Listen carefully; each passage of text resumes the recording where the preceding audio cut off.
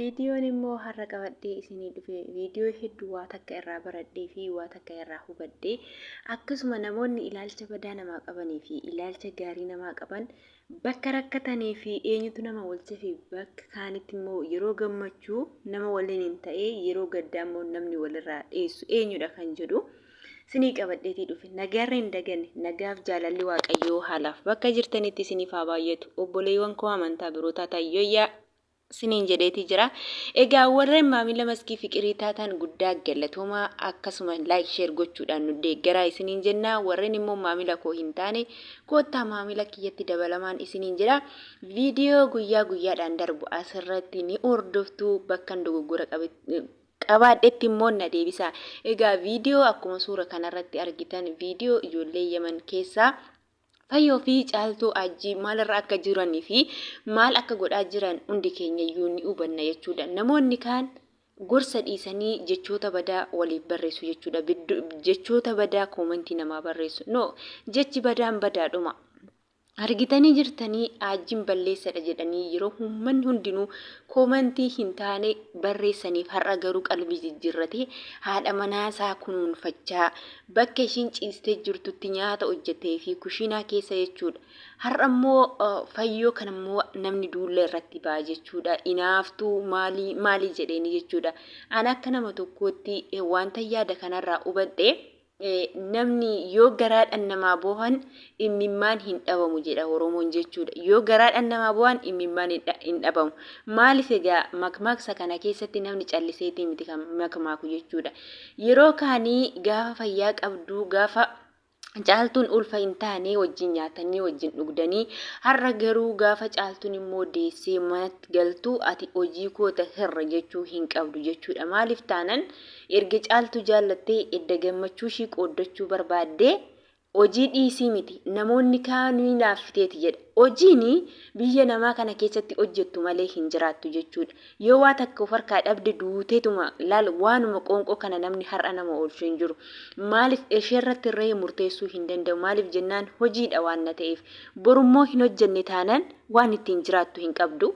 Haadha miti abbaa miti kan si bira jiru. Hundi keenyaa ni beekna biyya namaa keessa jirra waan na ta'eef. Nummaan kun kan mana kontiraataa jirru.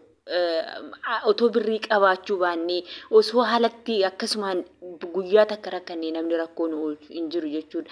Asirratti fayyoottis murteessuun baay'ee eenyudha baay'ee ulfaata. Otoo ana ta'e qufaan qabeetii jira dhiifama.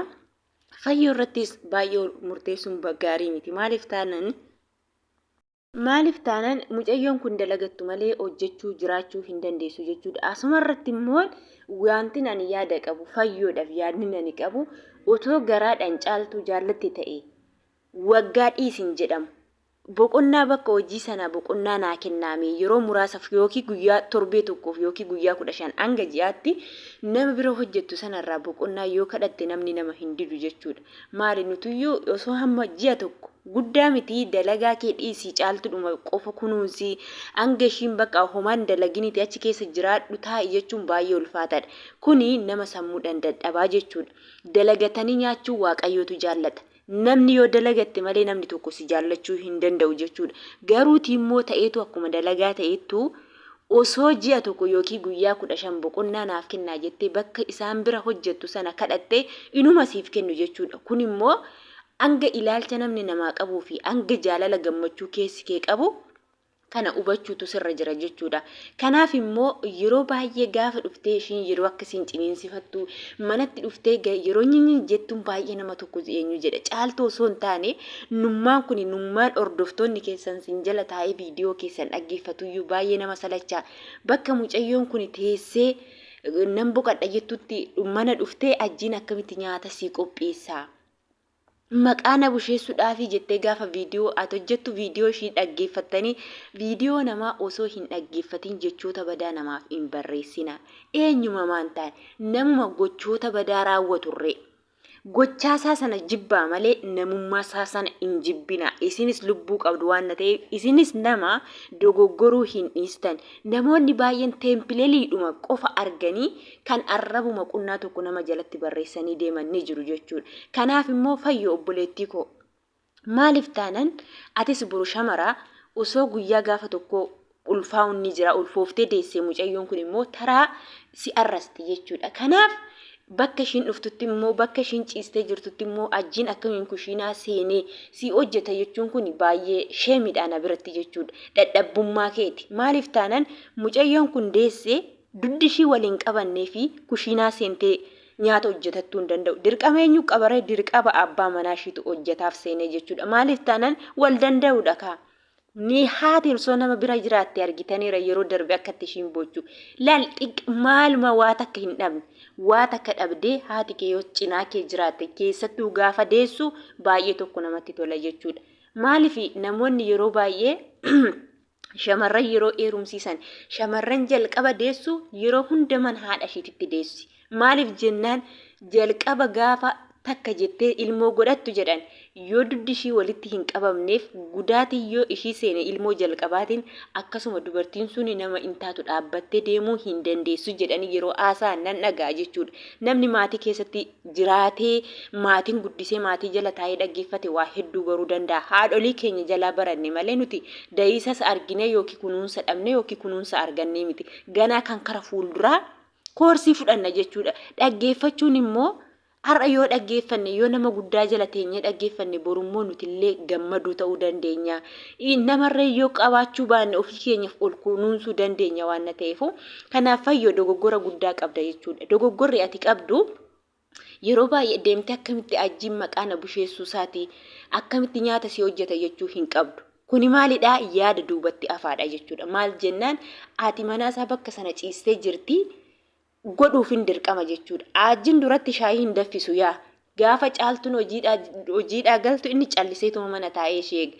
Inni kaleessa darbee har'a ammoo guyyaa boruu waan ta'eef jijjiiramee ilmoo argatee ilmoon argate sun immoo hedduu waan isa gammachiisteef haadha manaasaa kan ammoo kunuunsachuudhaaf maal godhee haadha manaasaatiif kushiinaa seenee lixii bukeessee caccabsaa marqaa osoo hin hafin jechuudha. Akka ishiin duddi ishii wal qabatee jabaattee kaatee fi bakka sana bakka deessee sanaa kaatee ilmoo ishii seeraan guddifattu. Dalagaa ishirreen booddee seeraan dalagaa ishii sana galtee hojjettu kunuunsa taate jira. Bakka duuti hin jiru kan namni namatti ol seenu hin jiru waan ta'eef shamarri mana keessa hojjettu waan hin jirreefu wanta gaarii godhe. Dhiirri kamiyyuu haa hojjetu. Yeroo kamiyyuu jechuudha shamarran abbaa manaa qabdan hundi keessanuu jechuudha haa hojjetu. Kan kushiina maal ati kushiinatti dhalatteeti inni isaa hojjetu atis yoo ati biddeena tolchite inni waxii haa waxu. Yoo ati saanii biddeena dhiyeessite inni waxii haa callafu. Maalidha kuni garaagarummaa hin qabu. Namni nama waan ta'eef hundi keenya hojjannee jiraachuun dirqama waan nuti ta'eef kanaaf fayyoo viidiyoo hojjettu kanarratti baay'ee dogoggora qabda jechuudha. Maaliif dogoggorri kee immoo ofuma keetii taa'iti ilaalime. Akkamitti nyaata kushiinaa deemee kushiinadhaa hojjeta maqaan busheessuuf isa jette kun maqaa busheessaa miti.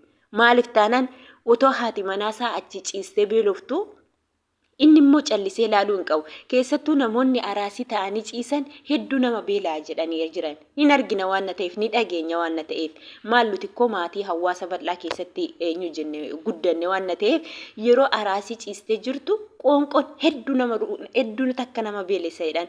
Kanaaf dirqamni ajjii isatti ta'ee jaallatee osoo hin taane dirqama bakka namni olitti seenee waa nyaata qopheessuuf hin jiru waan ta'eef dirqama isaa hojjetuutii qabalaan mi'aawus bishaawus hojjetee bilcheessee itti kennuun dirqama ajjiiti. Kanarratti dogoggora guddaa qabda. Akkamitti kushiinaa seentee hojjetteef jechuun eenyutu hojjetaaf silaa namni hin jiru dirqama isaa abbaa waan ta'eef.